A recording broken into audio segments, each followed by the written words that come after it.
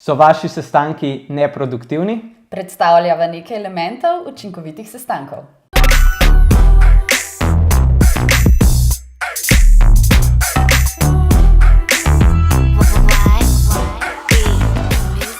Živjo in dobrodošla v novi oddaji Point Out Weekly. Tokrat je z mano Vika in z Viko bova danes govorila o elementih učinkovitih sestankov, se pravi elemente, ki tudi sami uporabljamo v agenciji oziroma poskušamo čim bolj uporabljati v agenciji, da so naši sestanki z našimi naročniki ali interno čim bolj učinkoviti. Vse o tej oddaji si lahko prebereš tudi na pointout.si/weekly75, oddajo pa, kot veš, lahko poslušaš tudi na Facebooku, YouTubeu ali v podcast obliki na različnih agregatorjih za podcaste, kot naprimer iTunes, SoundCloud in tako naprej. Zdaj mogoče še ta informacija, da sva zadnjič imela oddajo z Zoranom in sicer sva govorila o marketinških taktikah stare šole, ki še vedno učinkujejo. Danes pa, kot omenjeno, o učinkovitih sestankih in evo, Vika, kaj bi rekla, da je tista prva zadeva, na katero moramo pomisliti, ko organiziramo sestank?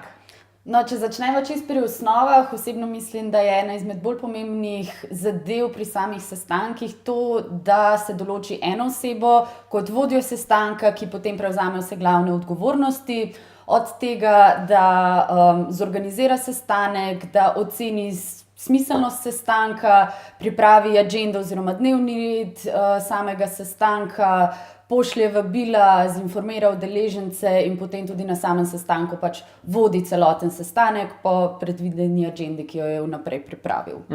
Mogoče bi jaz še to omenil, da pri organizaciji sestanka je tudi potrebno vnaprej pomisliti, ali je ta sestanek pravzaprav potreben.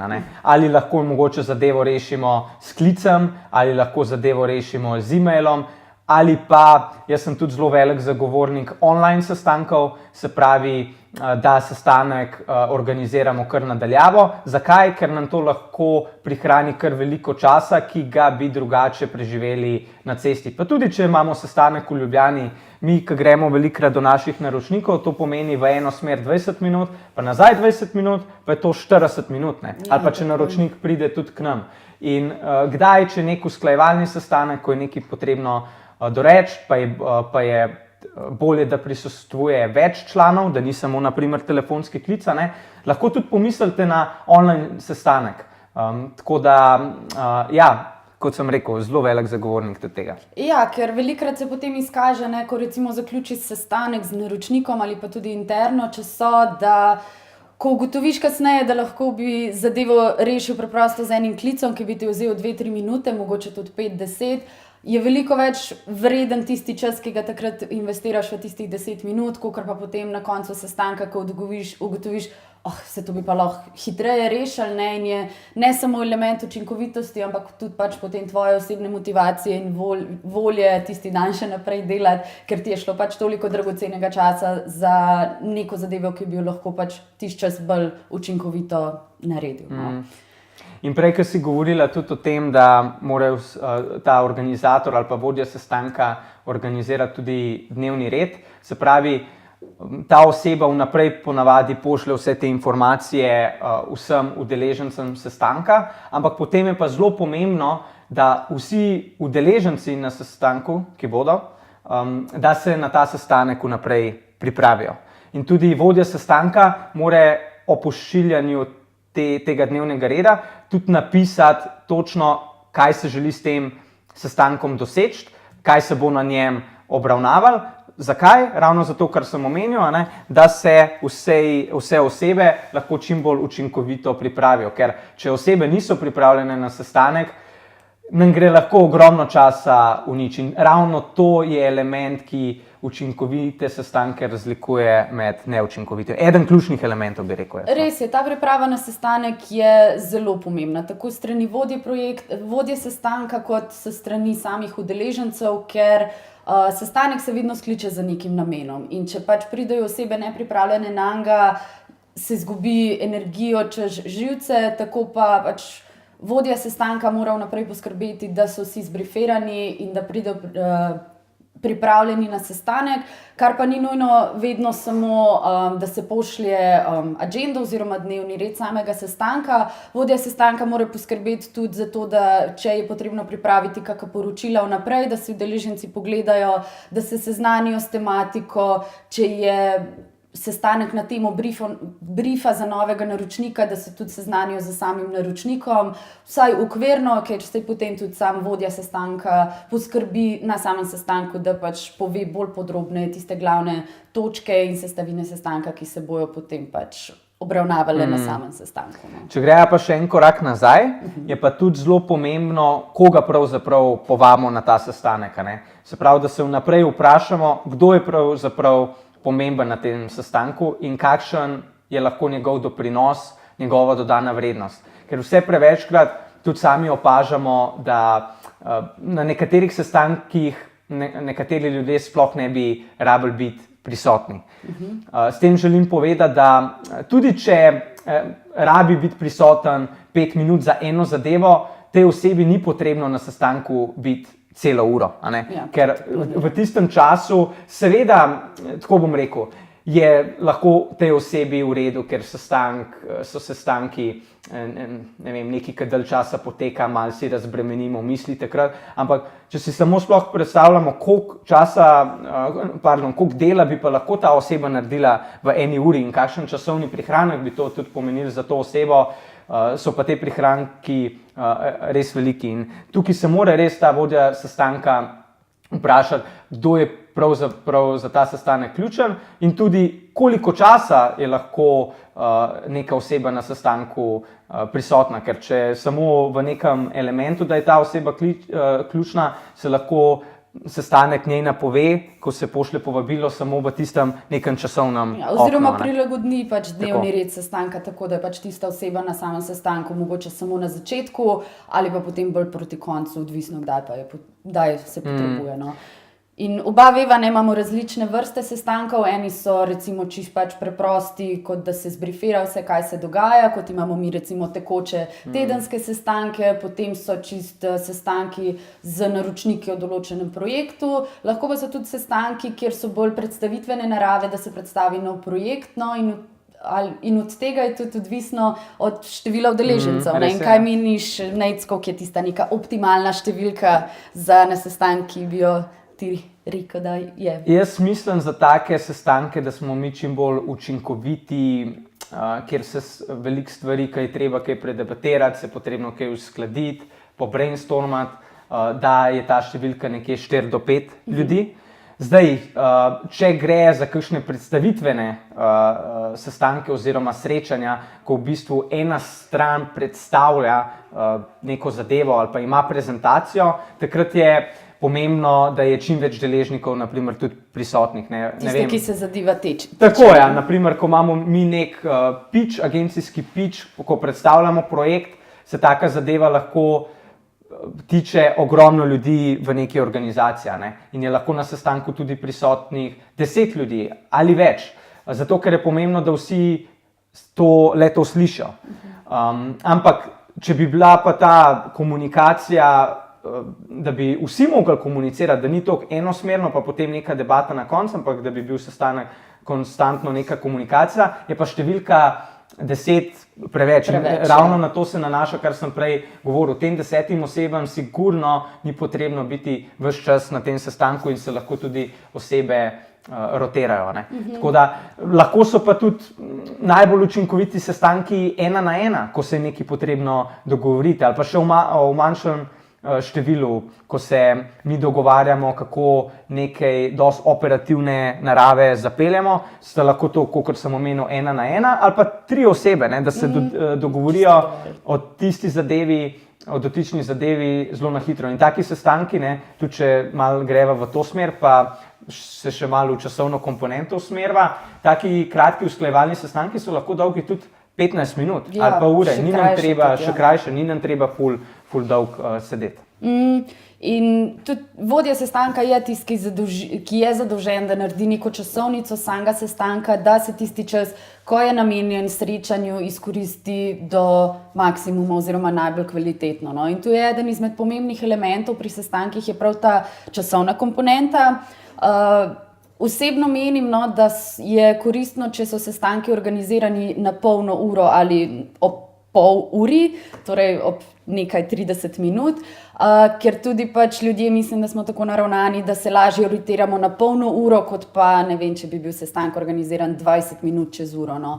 Zato je vseeno boljše potem na nekaj 30 minut predstaviti in potem pač si zorganizirati sestanek, tako da je na pol ure, na uro, oziroma Nejc ima tudi svojo taktiko na 15 minut, ki je večkrat že omenil. Ja, mogoče bi jaz, če vskočim, tukaj bi omenil to, da vedno, ko sestanek organizirate, vprašajte se, koliko časa je res potrebno. Ne?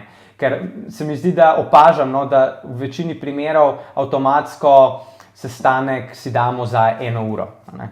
Kar se mi zdi, da velikokrat pravzaprav ni potrebno. In jaz imam to taktiko, da ponavadi sestanek dam na pol ure ali 45 minut, pa se posvetimo zdaj tem 45 minutam, ker s tem oba udeleženca stremite k temu, da se vse točke pač pokrijejo v 45 minutah.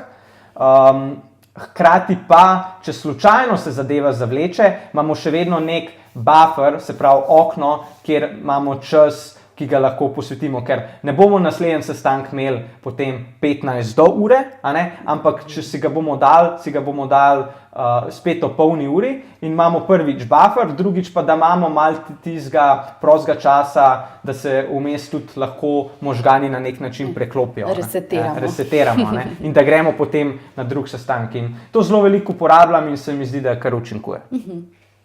No, super.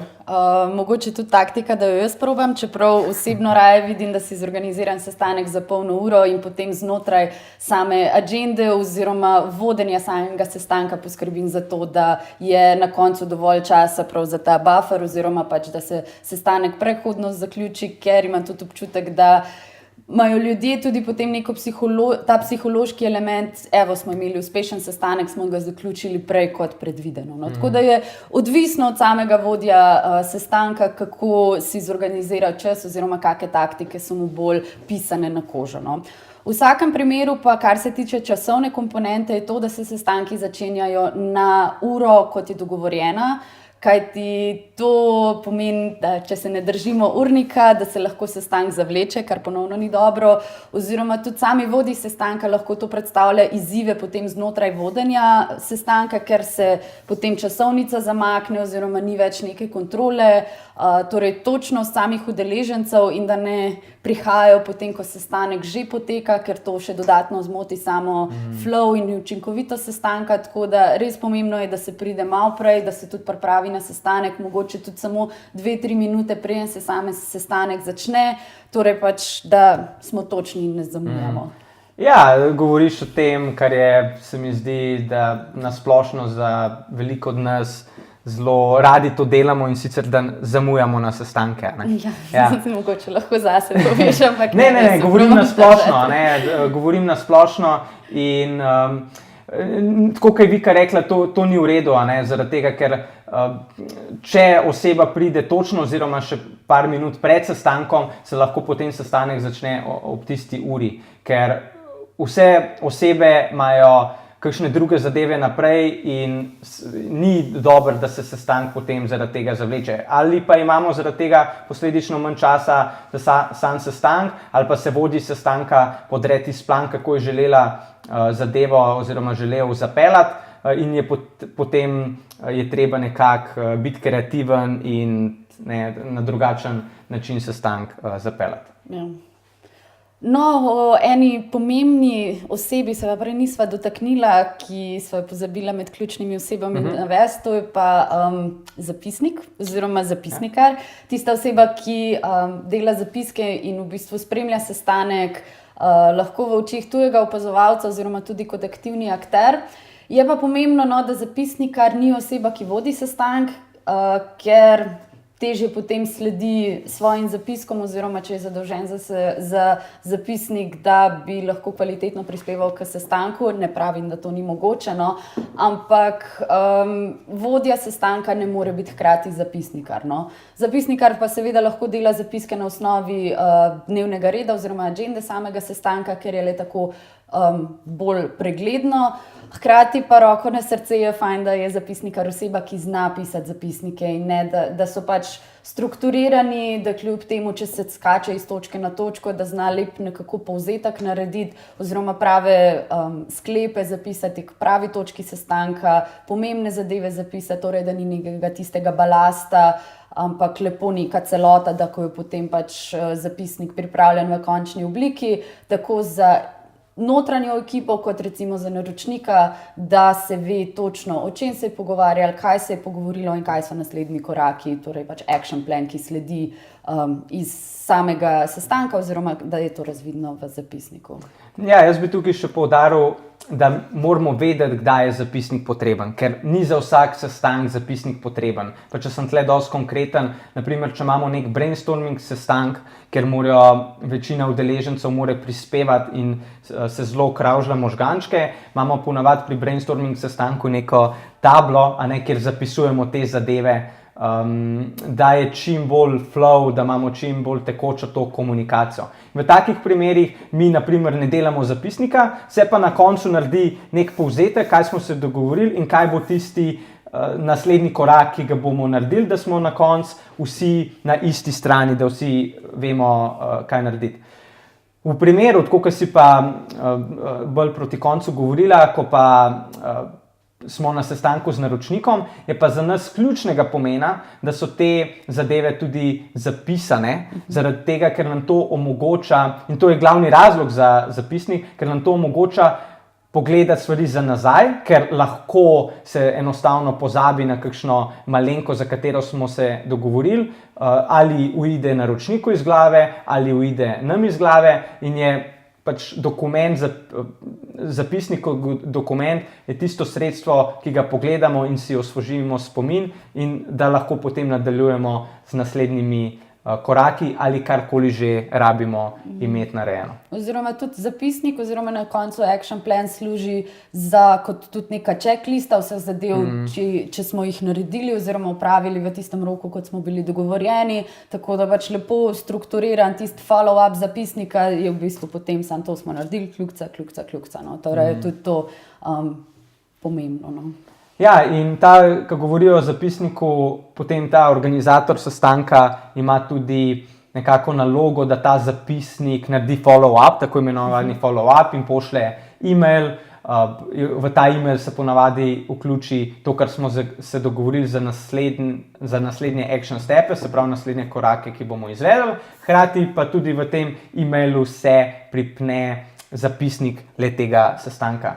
In ne vem, če si prej že omenila, ampak tudi ta struktura je dobra. Mi imamo tudi dokument pripravljen, se pravi dokument za zapisnik sestanka in že imamo postavljeno neko strukturo. Kar hočem s tem povedati, je, da je dobro imeti to strukturo določeno, da na samem sestanku se ne ukvarjamo toliko s tem, ampak sledimo samo strukturi in začnemo zadevo izpolnjevati. Pa mogoče še eno zadevo, ki bi jo omenil, ker si ti prej tudi o njej govorila, pač ta razlika med vodjo sestanka pa nekdo, ki piše zapisnik. Pri vodji sestanka bi jaz samo še to poudaril, da tisti, ki organizira sestanek, pa ga mora voditi. On takrat, ko ga vodi, je zelo težko, da še piše tako, kot si omenila, ampak če se vprašamo, zakaj? Enostavno zaradi tega, ker on, če bo 100% skoncentriran na potek pa usmerjanje sestanka, bo pa kako vključevati predvsem ostale udeležence, pa kdaj nekoga pozvati, ker tudi ve, kakšne osebe je sklical na sestanek, potem so res sestanki, če ta oseba dobro to dela, so sestanki res lahko zelo, zelo učinkoviti. Res je. Ok, a smo še kakšen element spustila, pozabila povedati? Je bilo to? Mislim, da je bilo to. Lahko greva sicer še enkrat čez, tako kot recimo na vsakem sestanku ob koncu. Je mogoče tudi učinkovito, da preden se poslovimo, naredimo en povzetek sestanka oziroma pač tisti follow-up sklepov, ki smo jih naredili, mislim, ki smo si jih določili v sestanku. Torej, predebatirala sva tako od vodje sestanka do ključnih oseb, časovno komponento, zapisnika, follow-upa, tako da mislim, da mogoče smo pa pozabili eno zadevo in sicer pri nam imamo to, ko imamo interne sestanke, ko se nekaj dogovorimo, ponavadi je ta naslednji korak tudi, da zadeve zapišemo v orodje za projektni management. Ja, in pri nam uporabljamo za to Asano, tako da ponavadi tisti projektni vodja, ki je zadolžen za projekt, upiše kar direktno v ta project management tool naslednje korake oziroma naloge, ki jih mora vsak posameznik narediti v določenem roku, za katerega smo se dogovorili. Tako je. Ok, to bi bilo to. Upam, da sva ti s tem pomagala, kako sestanke narediti še bolj učinkovite ali v tvojem podjetju, ali če si na strani naročnika, ali pa tudi morda agencije, vedno z veseljem pomagamo. Če pa imaš morda še ti kakšen nasvet, ki ga midva nisva se dotaknila, pa daj ga zapiši v komentar, radi ga bomo prebrali in zvedeli, kaj pa pri tebi učinkuje in morda potem tudi uporabili v praksi pri nam. Ja, oziroma, če imate kakšno vprašanje, kar pišite nam. Tako. Hvala, ker si bil z nami in se vidimo naslednjič. Čau. Čau.